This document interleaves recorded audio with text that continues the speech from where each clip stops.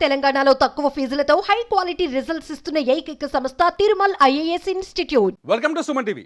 ఆంధ్రప్రదేశ్లో ఒక భారీ భూ కుంభకోణం వెలుగులోకి వచ్చింది. దాదాపు 700 కోట్ల రూపాయలకు సంబంధించిన భూ కుంభకోణంగా తెలుస్తుంది. ఈ భూ కుంభకోణంలో చీమకుర్తి శ్రీకాంత్ అనే వ్యక్తి కీలక వ్యక్తిగా తెలుస్తుంది. ధర్మాసింగ్ అనే ఒక రిటైర్డ్ మాజీ సబ్ రిజిస్ట్రార్ కూడా ఈ భూ కుంభకోణంలో ఉన్నట్టుగా తెలుస్తోంది. ఈ ధర్మాసింగే ఇప్పుడు ఈ భూ కుంభకోణాన్ని వెలుగులోకి తెచ్చారు. ధర్మాసింగ్ ఏకంగా ఆంధ్రప్రదేశ్ ముఖ్యమంత్రి చంద్రబాబు నాయుడుకు ఒక లేఖ రాశారు. చీమకుర్తి శ్రీకాంత్ అనే వ్యక్తి నుంచి తనకు ప్రాణహాని ఉందని, అతను దాదాపు ఏపీలో 9 సబ్ రిజిస్ట్రేషన్స్ నుంచి 700 కోట్ల రూపాయలు విలువ చేసే భూమిని కాజేశాడని, అతను ఆంధ్రప్రదేశ్కి సంబంధించిన గత ప్రభుత్వంలోని కీలక వ్యక్తులు ప్రముఖులకు బినామీ అని ఈ ధర్మాసింగ్ చంద్రబాబు నాయుడుకు రాసిన లేఖలో పేర్కొన్నట్టుగా తెలుస్తోంది. దీంతో ఒక్కసారిగా ఆంధ్రప్రదేశ్ ప్రభుత్వం అవాకైంది. ఈ అంశంపైన ఇప్పటికే కేసు నమోదైంది.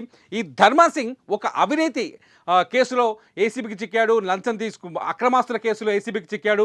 ఏసీబీకి చిక్కిన తర్వాత తనను ఇరికించింది కూడా చీమకుర్తి శ్రీకాంత్ అనే వ్యక్తి తనని ఇరికించాడనే అనుమానం అతనిలో ఉన్నట్టుగా తెలుస్తుంది. ఈ నేపథ్యంలోనే ధర్మాసింగ్ ఈ చీమకుర్తి శ్రీకాంత్కి సంబంధించిన వివరాలన్నింటినీ జతపరుస్తూ ఆంధ్రప్రదేశ్ ప్రభుత్వానికి ఉన్న వాస్తవాన్ని ఒక లేఖ ద్వారా ఏపీ సీఎం చంద్రబాబు నాయుడుకి ఒక లేఖ రాసినట్టు తెలుస్తుంది. ఈ లేఖతో ఒక్కసారిగా ఏపీలో జరిగిన భారీ భూ కుంభకోణం బద్దలైంది. విచిత్రం ఏంటంటే ఈ చీమకుర్తి శ్రీకాంత్ ఎవరో తెలుసా?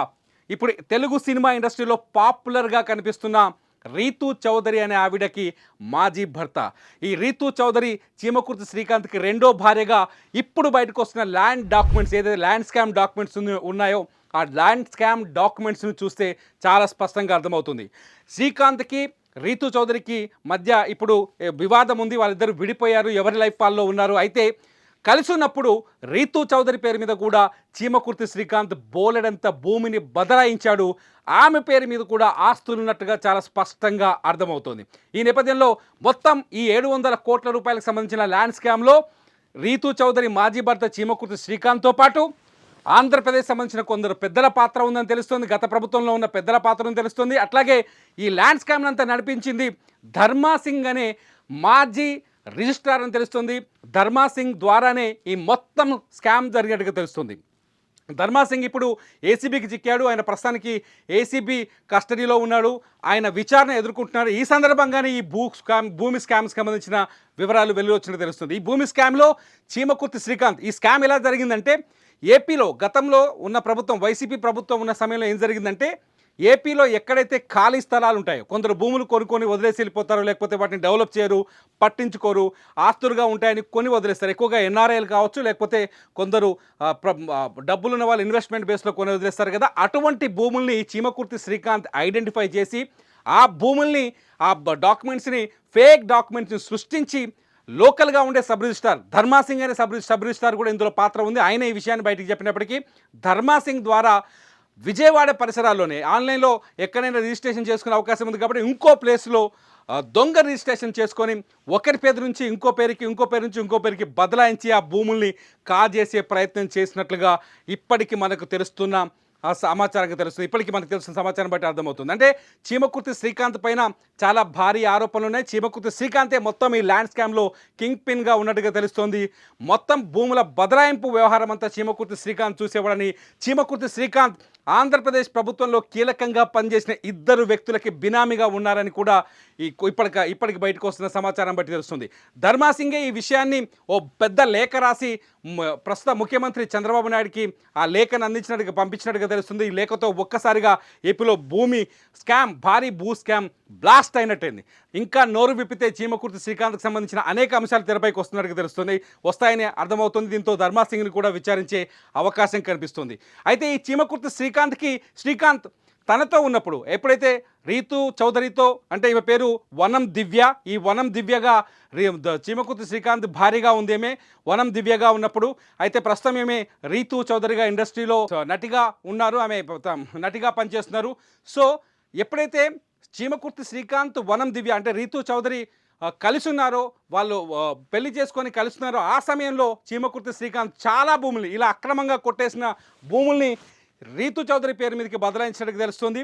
రీతూ చౌదరి పేరు మీదకి బదలాయించిన తర్వాత రీతూ చౌదరి పేరు మీదే ప్రస్తుతానికి ఆస్తులు కొనసాగుతున్నాయని కూడా ప్రస్తుతానికి బయటకు వస్తున్న డాక్యుమెంట్స్ ప్రకారం తెలుస్తుంది. మొత్తంగా రీతూ చౌదరితో పాటు ఇందులో ఇంకొక కోణం కూడా తెరపైకి వస్తుంది. గతంలో ఏదైతే వీళ్ళు భూములు కాజేశారో, భూములు కాజేస్తున్న సమయంలో ఏసీబీకి ఫిర్యాదులు అందుతున్న సమయంలో ఏసీబీలో కీలకంగా పనిచేసిన ఒక అధికారి అల్లుడు, అతని పేరు రాహుల్ అని చెప్తున్నారు.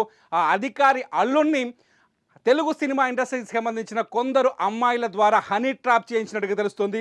ఆ రాహుల్కి అమ్మాయిల దగ్గర పంపించామంటూ శ్రీకాంత్ మాట్లాడిన ఆడియోలు కూడా కొన్ని ఇప్పుడు వెలుగులోకి వస్తున్నాయి. దీంతో ఒక్కసారిగా రాహుల్ని ట్రాప్ చేసి ఏసీబీలో ఏం జరుగుతుంది, ఏసీబీకి అందుతున్న ఫిర్యాదులేంటి, ఏసీబీకి అందినకి వీళ్ళపైన వస్తున్న ఫిర్యాదులేంటి, ఈ సమాచారాన్ని అంతా ఎప్పటికప్పుడు మానిటర్ చేస్తూ వచ్చినట్టుగా తెలుస్తుంది. మొత్తానికి అధికారంలో ఉన్న వైసీపీ ప్రభుత్వాన్ని అండగా చూసుకొని శ్రీకాంత్ అక్రమాలకు పాల్పడ్డాడని, ఆఖరికి తనకు దొరికిన ప్రతి భూమిని తన భార్య ఎవరైతే రీతూ చౌదరి అలియాస్ వనం దివ్య ఉందో వనం దివ్య పేరు మీద కూడా రాశారని, ఇందులో సబ్ రిజిస్ట్రార్ ధర్మాసింగ్ పాత్ర కూడా ఉందనేది ఇప్పుడు ఇప్పటికున్న సమాచారాన్ని బట్టి అర్థమవుతుంది. ప్రస్తుతానికి ధర్మాసింగ్ ఏసీబీ వలలో ఉన్నాడు, వలకు చిక్కాడు. ధర్మాసింగ్ ఏసీబీ విచారణను ఎదుర్కొంటున్నాడు.